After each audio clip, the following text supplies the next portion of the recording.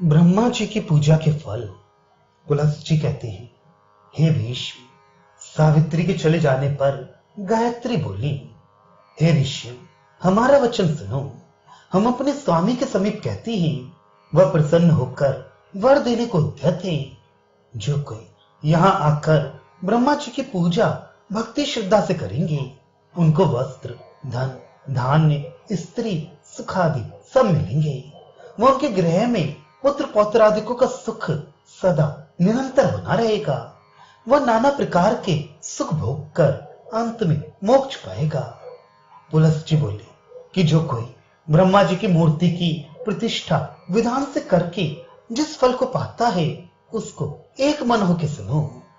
सब यज्ञ, तप, दान, तीर्थ, वेदों से जो फल होता है, वही फल ब्रह्मा जी की प्रतिष्ठा से कोटि गुना अधिक पाएगा। वह है नराधिप भीष्म जी, जो कोई भक्ति से पूर्णमासी का व्रत रखकर इस विधि से ब्रह्मा जी की मूर्ति का पूजन करेगा। हे महाबाहो, वह ब्रह्मा जी के स्थान को मरणांत में जाएगा, सो आप ही नहीं अपने ऋतुजों सहित ब्रह्मलोक को जाएगा। जो कोई कार्तिक की पूर्णमासी को ब्रह्मा जी की रथ यात्रा करेगा, वह मनुष्य भी ब्रह्मलोक को जाएगा। हे राजेंद्र, हे परम तप, कार्तिक मास की पूर्णमासी को सावित्री व गायत्री सहित ब्रह्मा जी की मूर्ति की पूजा जो कोई इस रीत से करेगा कि रथ पर चढ़ाकर नाना प्रकार के बाजों सहित सब नगर में मूर्ति फिराएगा, हे नृप, वह ब्रह्मलोक को जाएगा। जब ब्रह्मा जी को रथ पर चढ़ाना हो, तो प्रथम ब्राह्मणों की पूजा कर उनको भोजन कराकर फिर ब्रह्मा की मूर्ति का पूजन कर रथ पर चढ़ाई। वह पुण्य वाचन कराकर बाजे बजवाई। रथ के आगे विधि पूर्वक शांडिली पुत्र की पूजा कराई। फिर वे ब्राह्मणों से स्वास्थ्य पुण्य वाचन कराई। मूर्ति रथ पर बिठाकर एक रात्रि भर नाना प्रकार के गान रंग करते कराते या वेद आदि पढ़ते सुनते जागरण करे। हे नृप, प्रातः काल यथाशक्ति भक्ष्य भोज्य आदि अनेक प्रकार के भोजनों से ब्राह्मणों को भोजन कराई। मंत्रों से विधि पूर्वक ब्राह्मणों की पूजा करी। वही नृप, ब्राह्मणों को जितने पदार्थ भोजन कराए, प्राय सब घृत पक हो व दुग्ध से बनी खीर हो। जब अपनी शक्ति के अनुसार ब्रह्मभोज करा चुके, तो बड़े गाने बजाने नाचने के साथ पुण्य वाचन करके रथ सारे नगर में फिराए। हे वे, रथ के आगे आगे चारों वेदों के पढ़ने वाले ब्राह्मण वेद मंत्र उच्चारण करते हुए चले। अथर्ववेद के पाठी व अर्धवयु लोग बड़े स्वर से मंत्रोच्चारण करते रहे। इस प्रकार देव देव का रथ पूर्व में दक्षिणावर्त फिराए, पर रथ को शूद्र कोई ना उठाए।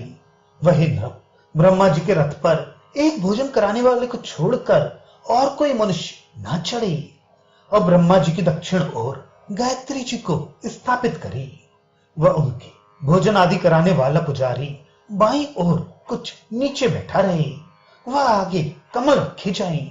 इस प्रकार तुरही, नगाड़े आदि विविध प्रकार के बाजे बजाते व शंख शब्द होते हुए नगर के चारों ओर रथ को घुमाए।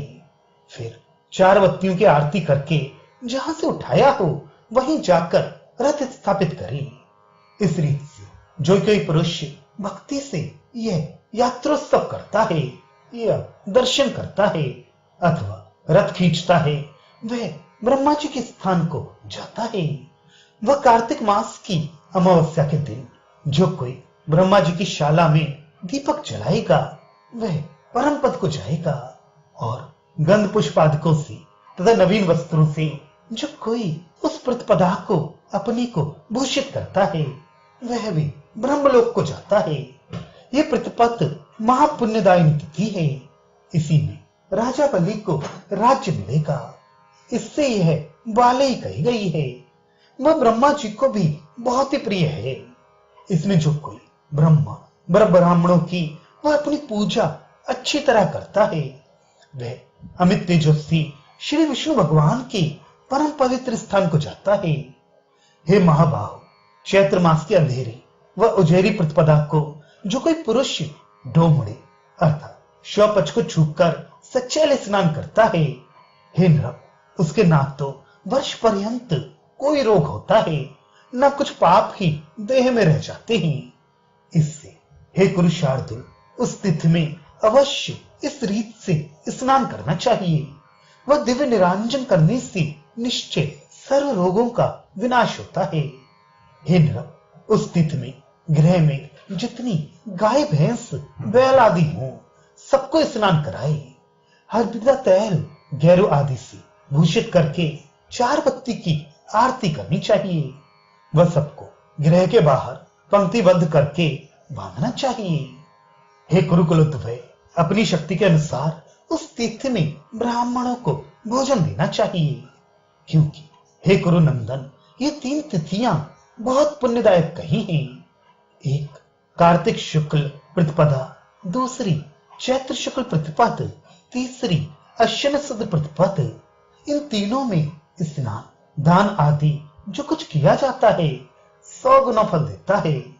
हे नृप, इनमें कार्तिक शुक्ल प्रतिपद जो है सो बलि राजा को शुभदा व पशुओं को अत्यंत हितकारिणी होगी। गायत्री जी बोली कि जो सावित्री जी ने ब्रह्मा जी को श्राप दिया था कि तुम्हारी पूजा ब्राह्मण कभी न करेंगे, सो हमारे इस वचन को सुनकर कार्तिक की पौर्णमासी या शुक्ल प्रतिपद को जो कोई हे ब्राह्मण तुम्हारी पूजा करेगा, वह यहां सब भोग भोग कर अंत में मोक्ष पद को पाएगा। वह ब्रह्मा जी प्रसन्न होकर उसे वर देंगे।